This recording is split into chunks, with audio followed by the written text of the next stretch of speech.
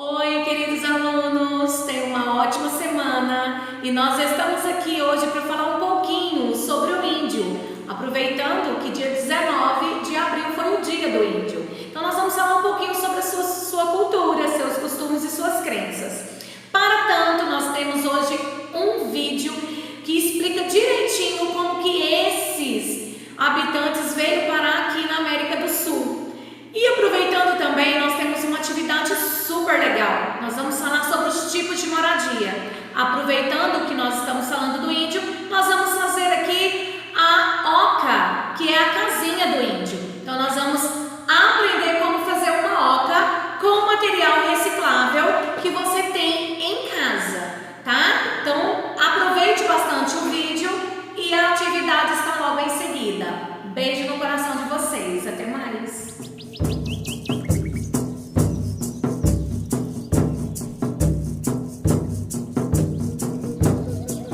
Quando Cristóvão Colombo navegou até a América em 1492, pensou que tivesse chegado às Índias, batizando de índios os nativos que encontrou. Porém, apesar de terem sido generalizados nessa classificação, os índios não se viam como um povo unificado, pois eram divididos em uma variedade de etnias sem qualquer identificação entre si. Acredita-se que os primeiros habitantes das Américas chegaram há mais de 20 mil anos, atravessando uma passagem congelada entre a Ásia e a América do Norte e então espalhando-se por todo o continente. Em algumas regiões, formavam civilizações avançadas. Já no Brasil, fragmentaram-se por todo o território, formando grupos de diferentes tamanhos.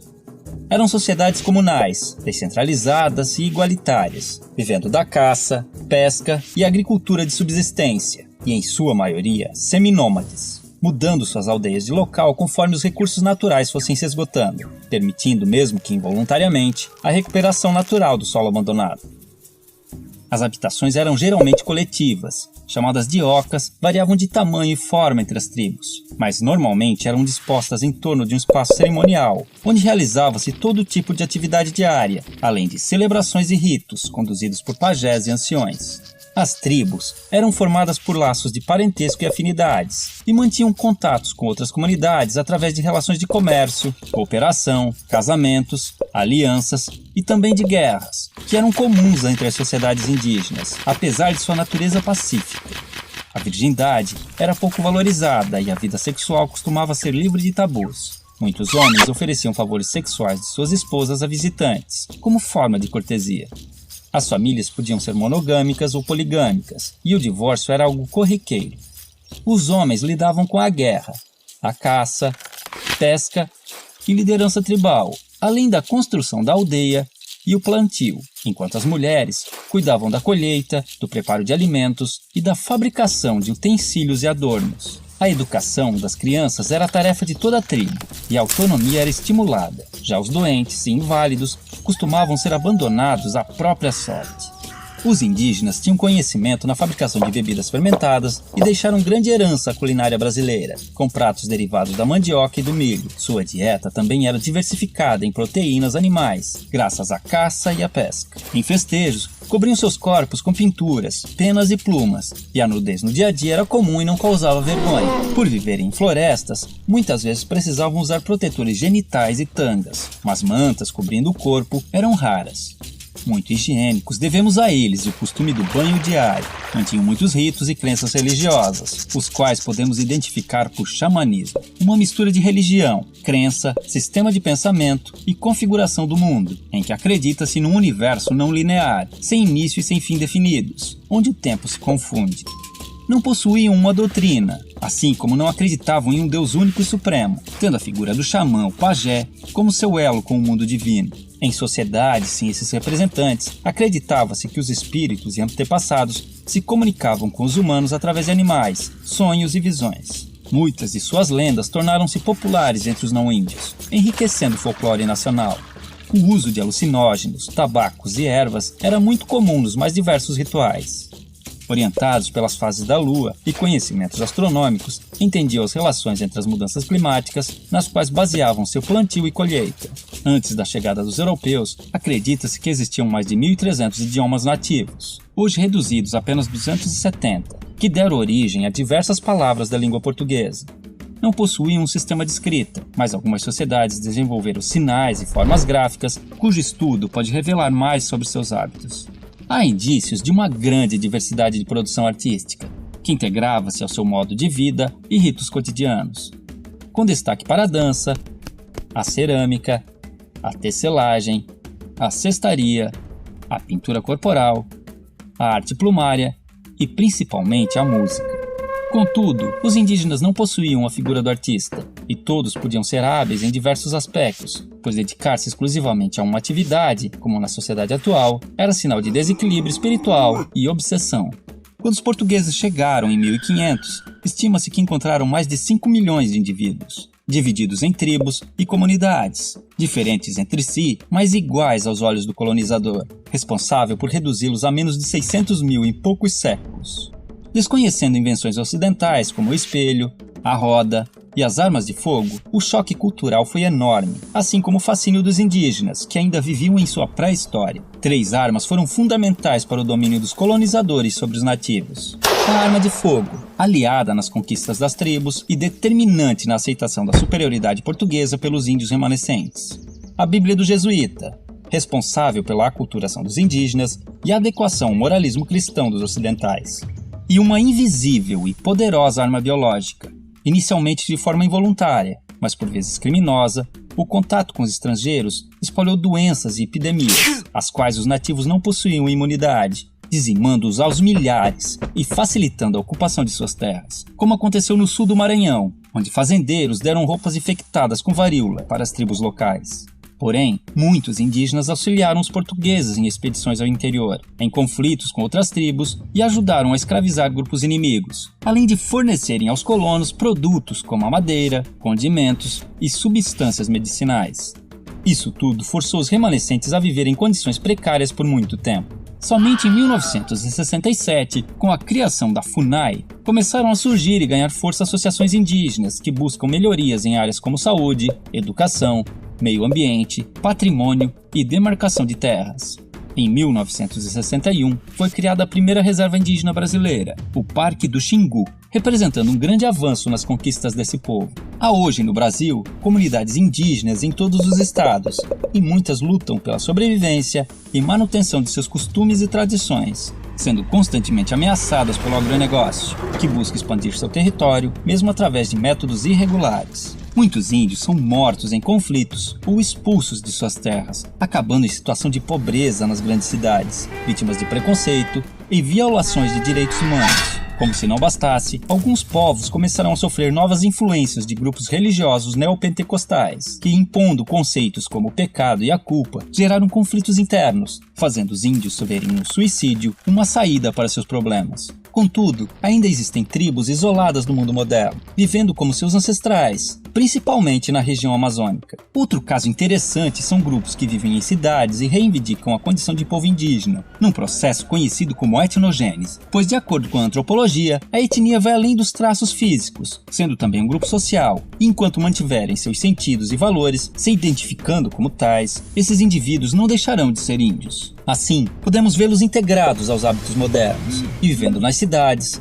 ocupando o mercado de trabalho, cadeiras nas universidades e cargos públicos, buscando também representação política e lutando por direitos como cidadãos que precisam manter sua cultura e tradições vivas, frente aos novos desafios que estão por vir. Oi, estamos aqui para mais uma aula.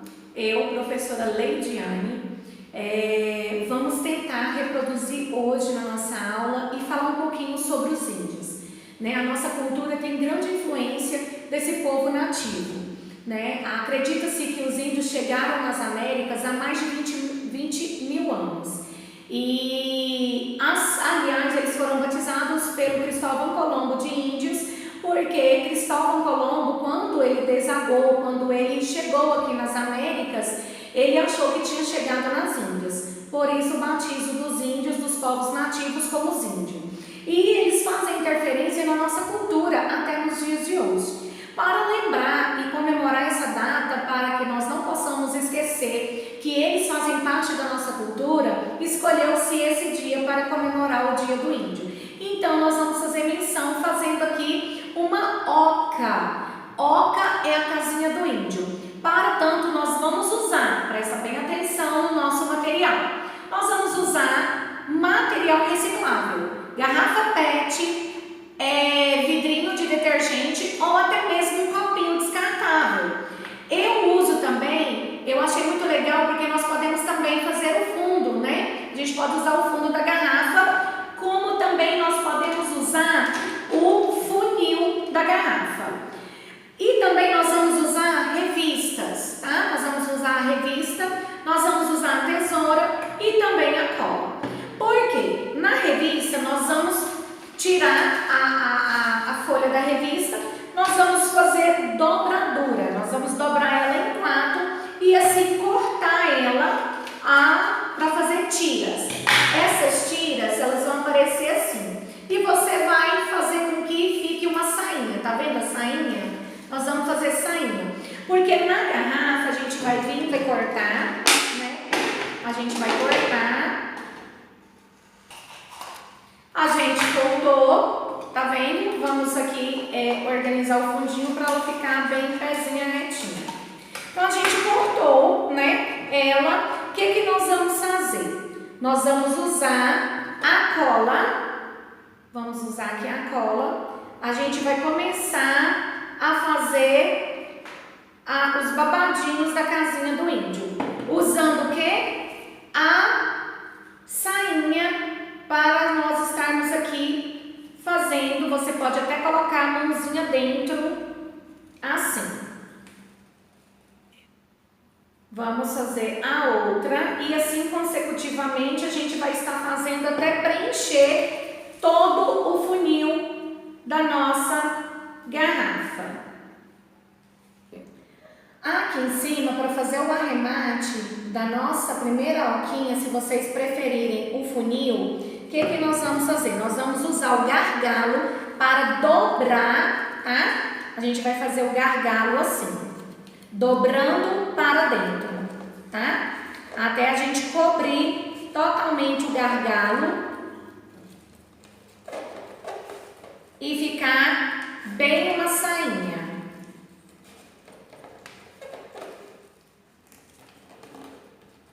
Isso. Sobrou, você pode vir aqui e cortar. Olha para vocês verem que legal ficou a nossa oquinha feita com o funil da garrafa. A portinha, só que tem que, aqui não termina assim. Nós precisamos da portinha. Pegue um pedaço de papel que seja um pouco escuro, tá? Que tenha uma cor diferenciada. E você pode recortar a portinha. Você vai passar a cola e vai colar na sua portinha.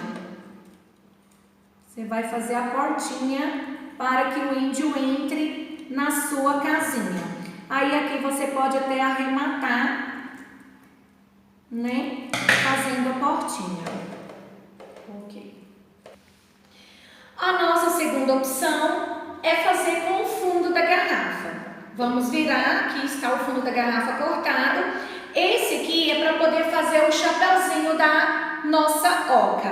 Nós vamos fazer o mesmo processo, tá? Aqui eu já colei. Para fazer esse aqui, vocês vão precisar de um canudinho, tá? Vocês podem pegar a folha que eu cortei no meio para fazer a sainha e aí vocês fazem o canudinho, tá? Vocês fazem um canudinho. Não esqueçam de colá-lo, né? Porque a gente tem que passar a colinha nele aqui, para que ele cole e fique um canudinho do mesmo jeito que eu fiz nesse aqui. Aqui nós vamos passar a cola para nós colarmos as sainhas do mesmo jeito do outro. Aí quando você tiver terminado, você vai vir e vai fazer o quê? Você vai colar, aí você vai pegar uma folha somente dobrada no meio e você vai cortar as tirinhas. Cortando as tirinhas, você vai vir, você vai colar essas tirinhas, fazendo aqui a pontinha da oca do índio. preencher toda ela com essa tirinha. Você vai preencher toda ela até ficar nesse estilo. Esse estilo aqui é esse aqui, tá? É esse aqui. Aí se você quiser que ele fique alta dessa forma, é só você cortar um pouco mais grande o fundo da garrafa. Mas fazendo isso, olha que legal ficou as nossas ocas. Essa aqui ainda tem que terminar, né? Mas essas são as oquinhas dos índios nosso